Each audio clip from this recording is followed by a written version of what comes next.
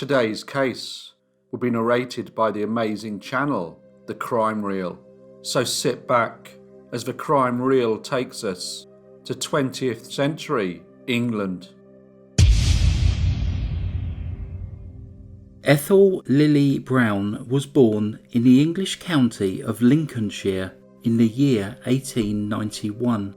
She had 3 brothers, and her father was a gamekeeper who worked on the large estate owned by Sir Henry Hawley. Ethel had a good upbringing. She attended the local school and was a pleasant and friendly child who would help around the house, and neighbours would comment on her good nature. By 1900, education had been made compulsory for all children between the ages of 5 and 14. School boards had been abolished in 1902 and replaced with local education authorities.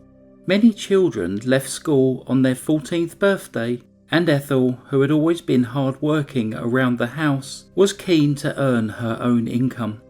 When she left school, she found work as a dressmaker. The start of the 20th century had brought on a period of change for the country.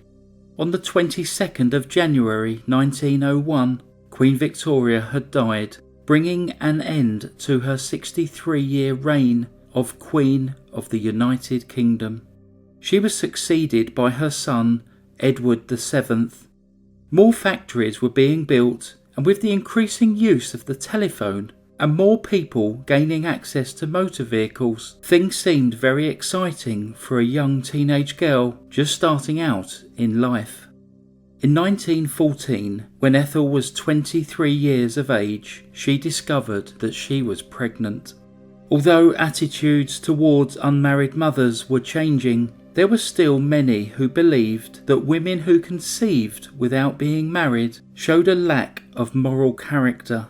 They would be the subject of local gossip, and family and friends would often distance themselves from the young lady. With few options available, the baby would often be passed to a charitable organisation for adoption, or, if the mother decided to try and bring the child up alone, her opportunities to find employment were limited. However, Ethel's family resolved the situation in a different way. When she gave birth to a daughter who she named Oriel, it was agreed that her parents would bring up the child as their own, and that Ethel would be referred to as the little girl's sister. By the time Oriel was born, Britain had entered the First World War. During this time, Ethel met a gentleman named Ethel Major. Arthur had returned from fighting on the front line due to the injuries he had received. They married on the 1st of June 1918, and 2 years later, in 1920, Ethel gave birth to a son who they named Lawrence. The family were happy. Arthur found work as a lorry driver, and the couple moved to the small Lincolnshire village of Kirkby-on-Bane. This is about 5 miles from the town of Horncastle. Everything seemed fine in the life of Arthur and Ethel Major. As time passed, the couple's relationship started to have problems. Ethel had become an ill-tempered and unpleasant lady who had not endeared herself to the residents of Kirkby-on-Bane. They considered her to be someone best avoided.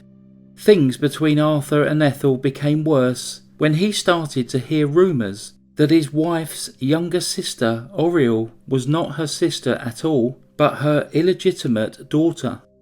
Arthur eventually asked Ethel if Oriel was her daughter, and she confirmed that the rumours were in fact true. She refused to tell him who the father of her daughter was, though. Following this revelation, the couple's relationship sunk even further. Arthur started drinking, and Ethel would say that he was violent towards her. She began to only spend the day and early evening in the home she shared with Arthur, and would then walk with Lawrence to her father's house every night to sleep. This carried on for a while until whispers circulated around the village that Arthur was having an improper relationship with a neighbour named Rose Kettleborough. Arthur denied this allegation, but Ethel was able to produce a number of love letters that Rose had allegedly written to him. Arthur told Ethel that her accusations were not true, and he and some other people in the village started to wonder if Ethel had started the rumours and written the letters herself. The couple started to be quite acrimonious towards each other. Ethel wrote to the council to try and get Arthur removed from their council house. She also told his boss and the police that he drove his lorry while drunk.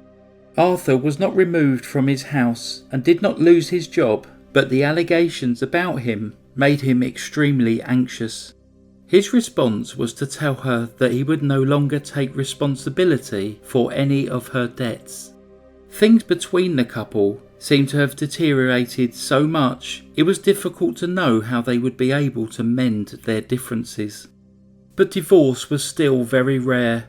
Couples stayed together, often not because they were happy, but because it was often considered a scandal to get one. Things had changed since the Matrimonial Causes Act had been introduced in 1923. The Act enabled either partner to petition for divorce on the basis of their spouse's adultery. Previously, only a man had been able to do this. However, Arthur and Ethel did not petition for a divorce. Instead, they just continued with their unhappy marriage. On a spring day in 1934, Arthur sat down to eat his lunch. It was corned beef sandwiches. He was sitting outside with a colleague. They were enjoying the sunshine and talking. Not about anything important, just the everyday chit-chat that fellow workers talk about. Arthur took a bite of his sandwich, but it tasted very strange. He spat it out and threw the remaining sandwiches away. He then said in an angry tone, "I'm sure that woman is trying to poison me." A few weeks later, on Tuesday the 22nd of May 1934, Ethel prepared a cup of tea and a corned beef sandwich for her husband. He had finished a long day at work and was tired. Soon after, he started to complain that he was not feeling well. He found it difficult to stand up or speak. A doctor was called and prescribed some medicine. The next day he felt slightly better and got up and went to work. However, later that day, Arthur arrived home saying that he was again feeling ill. He complained of suffering convulsions and severe pain. The doctor was sent for once again. His name was Dr. Smith. He asked Ethel what her husband had eaten, and she replied that he had eaten nothing more than corned beef sandwiches. The doctor paused and thought for a moment before Ethel advised him for some time her husband suffered from fits and seizures. With this information, Dr. Smith concluded that Arthur was probably suffering from epilepsy. Ethel questioned this diagnosis, but Dr. Smith assured her that the condition can start at any age. He told her not to worry and that there were treatments that could help manage the condition. However, his stomach pains did not improve, and 2 days later, Arthur Major died. His death was attributed to him suffering from epilepsy. Ethel Major was now free of her unhappy marriage. Her husband had died and she made plans for the funeral. However, on the day the funeral was due to take place, the local coroner received an anonymous letter informing him that Mr. Arthur Major may have been poisoned by his wife. The letter stated that Ethel's neighbour's dog had suddenly died after eating one of her husband's discarded corned beef sandwiches, and the letter went on to ask the coroner to conduct an autopsy on the deceased. The letter was mysteriously signed "Fair Play." The coroner contacted the police. The funeral was put on hold and an autopsy was conducted. The neighbour's dog was also exhumed and the contents of his stomach analysed. Both Arthur and the neighbour's dog were found to have strychnine in their stomach. Ethel was escorted to the police station for questioning. Chief Inspector Hugh Young decided to interview her himself. She told him that her husband had been drinking a lot for a good while, and that she had taken her son every night to her father's home, where they had slept in an outhouse. She said that over a number of years her life had been difficult. She always seemed to argue with her husband, and he often threatened her with violence. She had become afraid for her own safety. She did not deny that Arthur may have been poisoned by the corned beef sandwiches. She told the inspector that she did not prepare her husband's food, and she did not eat corned beef. She told him that it was only her husband who ate it. The inspector was aware of Ethel and Arthur's strained relationship, but it was something else that made him very suspicious, that she was indeed responsible for the death of her husband. Ethel told Chief Inspector Young that she was not aware that her husband had died from strychnine poisoning. This was particularly strange, as the Chief Inspector had never mentioned that it was strychnine that had been found in Arthur Major's stomach following the autopsy. He wondered how Ethel would have known that if she wasn't the person who had poisoned him. He ordered that Ethel's property in Kirby-on-Bane be searched. Police officers descended on the small house. Everything was in its place. Ethel had always kept a tidy house. Despite a thorough search, the police found nothing suspicious. This was a setback for the inspector.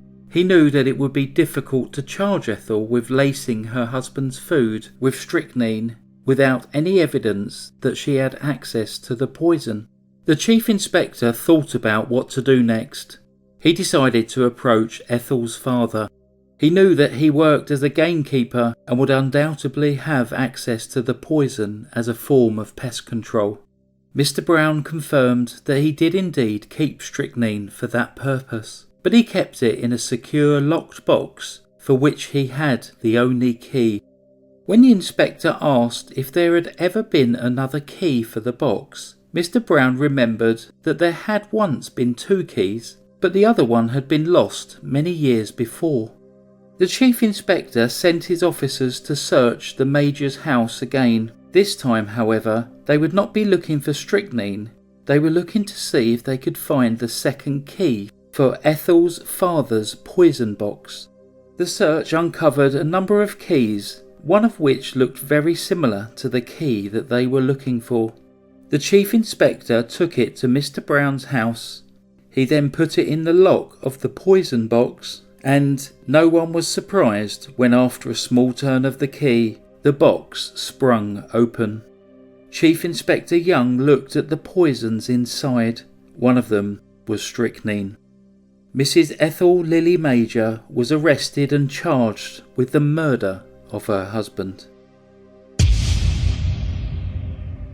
The trial was held in the city of Lincoln and began at the end of October 1934. She was represented by Norman Burkitt QC, a very well-known and respected barrister who had never lost a murder case. The prosecution explained to the court that Ethel and Arthur Major had a particularly problematic marriage. They told of how she had become a somewhat ill-tempered, argumentative and difficult lady. These were all reasons that resonated with the jury as to why she may have felt that her life would be better without her husband being part of it.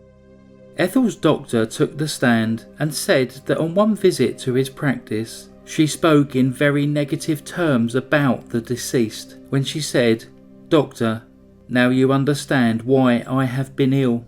A man like that is not fit to live. I will do him in."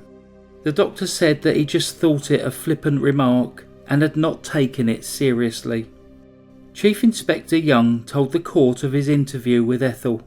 He said that during the questioning, she suddenly said, "I have never had any strychnine poison." The Chief Inspector said he replied, "I've never mentioned strychnine. How did you know your husband died from strychnine poisoning?" Ethel then said, "Oh, I'm sorry. I must have made a mistake." Although all the evidence was circumstantial, the prosecution was starting to build a solid case. Ethel's neighbour, named Herbert Maltby, told how his beloved dog had died in agony on the evening of Wednesday, May the 23rd. which was the day before Arthur Major died. Another neighbour, named Elsie Roberts, said that on the morning of the 23rd of May, she was in her garden when she saw Ethel giving leftover food to the dog. Mrs. Roberts added that this was very unusual, as Mrs. Major did not like the dog and would always chase it away. The love letters, allegedly sent to Arthur from Rose Kettleborough, were presented along with a letter sent from Arthur asking her to stop writing to him. It was shown, however, that these letters were not written in Rose's handwriting, and she had always denied sending them or ever having a relationship with Arthur. Many people believed that it was in fact Ethel who had sent them. The defence argued that it was quite possible that Arthur had poisoned himself, but the prosecution countered that anyone wanting to do themselves harm would surely not do it by using such a painful and agonising substance like strychnine. There was no evidence that Ethel had ever taken the strychnine from her father's box, only that she had access to a key that opened it. When fingerprint analysis was done, her fingerprints were not found on the strychnine bottle. Ethel's children told the court that she was a very nice and kind mother. Ethel did not take the stand at her trial. The trial ended on the 2nd of November when the jury was sent out to deliberate. They returned just 1 hour and 10 minutes later to find the defendant, Ethel Lily Major, guilty of the murder of her husband, but with a recommendation for mercy. However, the judge passed the sentence of death. When the sentence was announced, Ethel collapsed. She had to be assisted out of court by a police officer.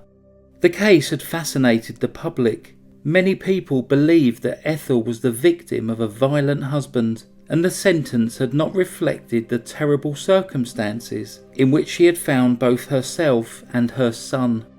An appeal was issued against the verdict, and in a very rare incident, Mr. Justice Charles wrote to the Home Secretary, Sir John Gilmore, informing him that he agreed with the jury's recommendation that Ethel be granted mercy.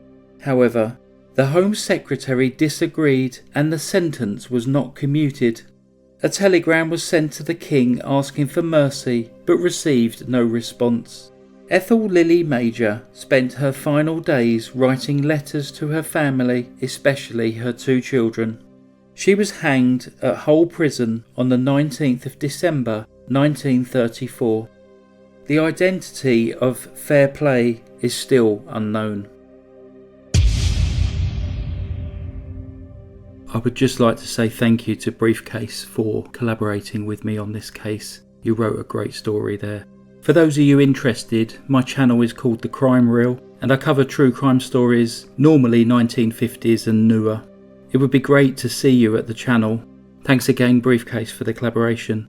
And for those of you that need to know, yes, Briefcase will be back narrating next week. Goodbye.